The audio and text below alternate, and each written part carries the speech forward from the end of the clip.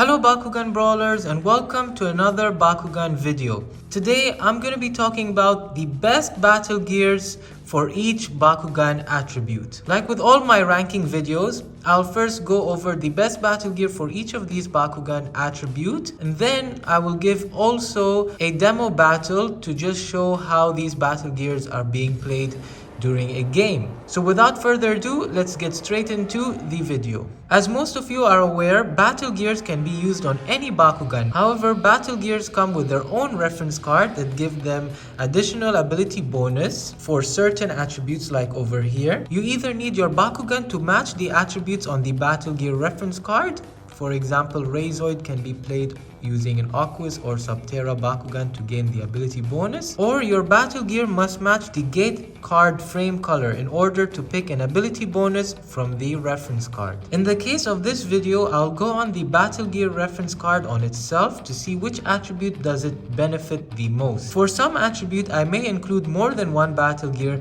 as they may have power that are very close to one another. This list may vary from yours as this is all from my opinion and experiences during battle. First up, we have the best battle gear for Pyrus Bakugan, and that goes to Chompix. This battle gear gives a pretty low G power compared to other gears as my gold Chompix comes with 80 Gs. The reference card features a power level 2 to be activated. It has a Subterra and Pyrus ability bonus, which the Pyrus is really good. As it says, during this battle, you may play one ability card from your use pile.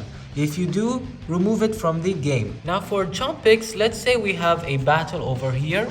We are the one with the Pyrus Bakugan and our opponent is Subterra. We have just played Chompix and making sure that the game power level is at least 2 as we have a gate card and our opponent has a gate card in our own use pile. So as soon as we play Chompix, we have a power level of 2, and since we're Pyrus, it says during this battle, we may play one ability card from our use pile, and if you do, remove it from the game. So let's say we play this mirror element ability, and after playing this ability, when you're done playing it, it just gets removed from the game.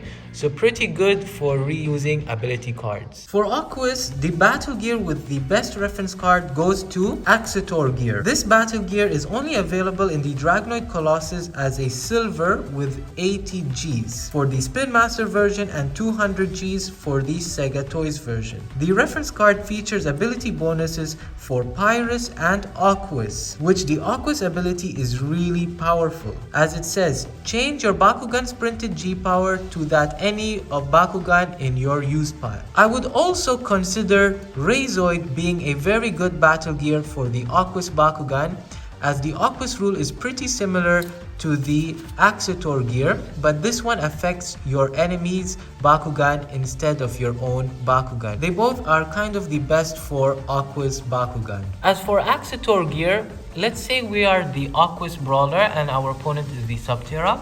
Our printed G power is only 740 Gs while our enemy is 870. Let's say we want to bump up our printed G power.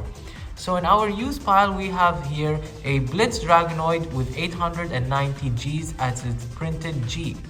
So we would play Axetor gear, which would give us the bonus from the battle gear, and we would take the Aquos ability bonus as it says, change your Bakugan's printed G power to that any Bakugan in your use pile. So since we have an 890 Gs Blitz Dragonoid, our Cordem printed G power is jumped from 740 to 890 Gs. This is pretty good to trick your opponent, especially if you're taking a very low G power Aquos Bakugan. For Ventus gears, I have to give two options as they both are extremely powerful and one of the best from all the battle gears listed in this video. The first battle gear mentioned for Ventus is Lashor, as it comes with a high G power of 200 Gs for the Sega Toys version, and my version is in gold. Its reference card gives an ability bonus for Ventus and Darkus, which the Ventus rule is better, and it says move an ability card from your enemy's use pile to your unused pile. This is pretty good, especially to steal one of your enemy's abilities that they've used. and this can really benefit you in late stages of the game. The second battle gear mentioned for Ventus is Gigarth, as it also comes with a pretty high G power of 180 Gs for the Sega Toys version, and my version is also in gold. Its reference card gives an ability bonus for Aquos and Ventus, which the Ventus rule is really powerful, as it says remove one ability card from your use pile from the game, then move one ability card from your use pile to your unused pile. As for Gigarth, let's say we're losing the battle by pretty big G power gap. So we would first make sure that we have at least one ability card in our use pile. We would first play the ability to give us a bit bonus. So this ability goes in our use pile. And let's say we're still losing by quite a bit. After we play Gigarth, since you're a Ventus Bakugan, you get the Ventus ability bonus, and it says remove one ability card from your use pile from the game, then move one ability card from your use pile to your unused pile. Let's say we will remove this ability from the game and we bring back the ability that will benefit us most. And if we still are losing, we can use the ability card the second time. Pretty good recycling ability effect.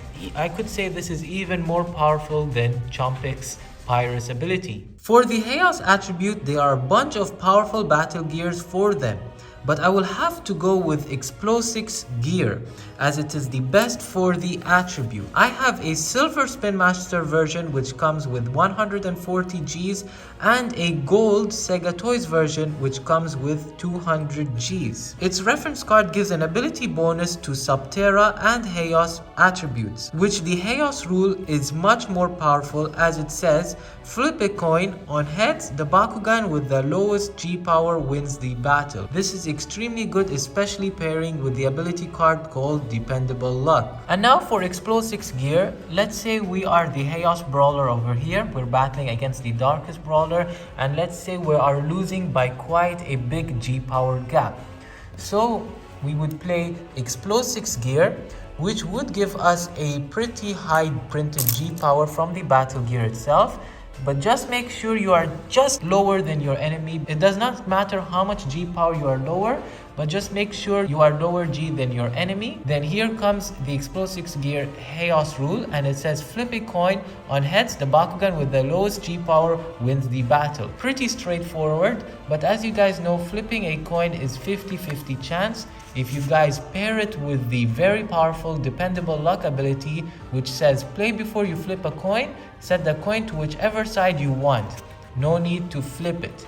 So if you pair this ability card with the Explosives gear Haos rule, you would guarantee yourself a victory. As we all know, Subterra Bakugan are mainly focused on very high G power boosts. And in this case, we have Battle Turbine, which is a very powerful gear for Subterra Brawlers. I have a Sega Toys version Copper Battle Turbine, which comes in 160 Gs, and its reference card gives an ability bonus for Haos and Subterra, which both are very good, but the Subterra ability beats the Haos ability by a bit, as the Subterra ability says all gate attribute bonuses are double. And now for Battle Turbine.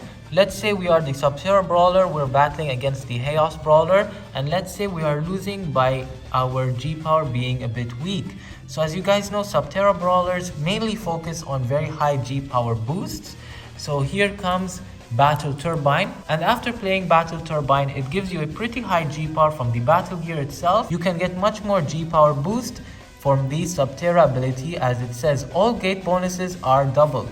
So you would basically even get your gate bonus doubled, giving your Bakugan much more G power. Lastly, for the best battle gear for Darkus Bakugan, in my opinion, goes to Terracrest. I also did have a hard time to choose Teryx gear, as it also has a very powerful Darkus ability. But after a long time of deciding, I went with Terracrest. You could say that Teryx and Terracrest are one of the best for Darkus players. I have two Terracrest in silver, but the Spin Master version comes in 110 Gs and the Sega Toys version comes in 200 Gs. Terracrest reference card comes in Subterra and Darkus abilities, but the Darkus ability bonus is way more powerful, as it says The player with the most gate cards in their use pile cannot play ability cards. And now for Terror Crest, let's say we are Darkus and our opponent is Ventus. Terror Crest is perfect to be played during the early stages of the game. Let's say we have 0 gate cards in our use pile while our enemy has 1 gate card in their use pile. So we play Terror Crest. After playing Terror Crest, it will give us a G power bonus from the battle gear itself. And you would take the Darkus ability. As it says, the player with the most gate cards in their use pile cannot play ability cards. So since our enemy has 1 gate card in their use pile and we have nothing, our enemy can't play any ability cards in this battle, giving us the better advantage. Alright guys, we've come to the end of the video. I hope you enjoyed it. If you did, be sure to leave a like, subscribe, and share for more awesome Bakugan content. See you in the next Bakugan video.